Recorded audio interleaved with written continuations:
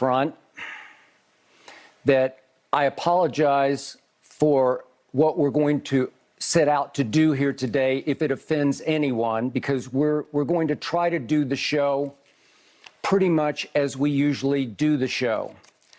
But I'll admit up front, I'm still shook up by what happened last night to Damar Hamlin. In fact, I'm still wrecked. In fact, I'm not sure I'm capable of doing this show today. But after barely sleeping on it, I decided to give it a try. Maybe I'll fail. Maybe we will fail, but we're going to try.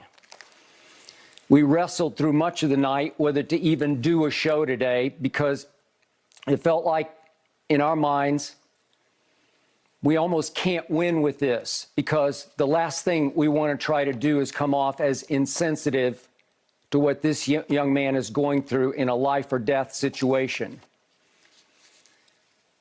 The last thing we want to do is offend anyone by trying to do what we always do, which is talk about sports. As this show goes on, we're going to try to talk about a little bit of sports, but we're going to continue to talk about what happened to this young man last night and try to sort back through it with help from you in the audience.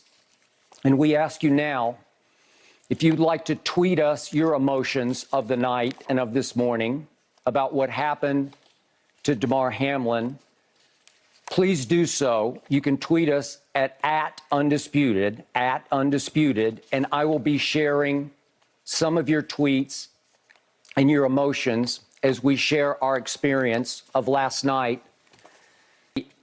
Glaringly obvious, which is that no doubt the NFL is considering postponing the rest of the game. This is right in the middle of the vortex of this situation, when it was unclear what they were going to do with the game. But I made the point that this late in the season, that with a game of this magnitude, it's very difficult to postpone it. Yet the end of my tweet was, all of which suddenly seems so irrelevant.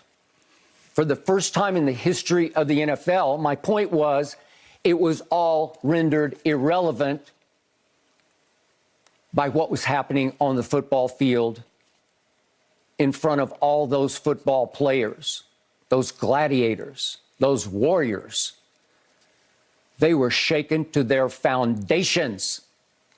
So I immediately didn't retweet, I just clarified. And I'll state it again, nothing is more important than that young man's health. That was the point of my last tweet. I'm sorry if that was misunderstood, but his health is all that matters. Again, everything else is irrelevant. I prayed for him, and I will continue to pray for him. That's what I tweeted at the end of the night. I did pray for Damar and his family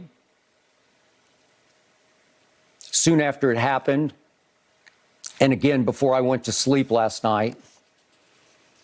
And I didn't sleep much, knowing that we did have a show that we might or might not do. So now the NFL has done exactly the right thing. They have postponed. I have no idea how they're going to make this game up, and I don't care.